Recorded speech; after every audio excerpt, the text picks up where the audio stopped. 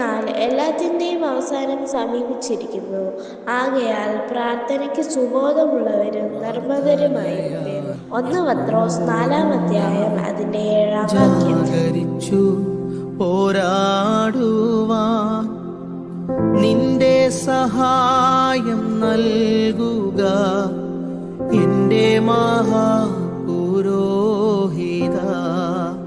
നിന്റെ സഹായം നൽകുക എന്റെ മഹാപുരോഹിത.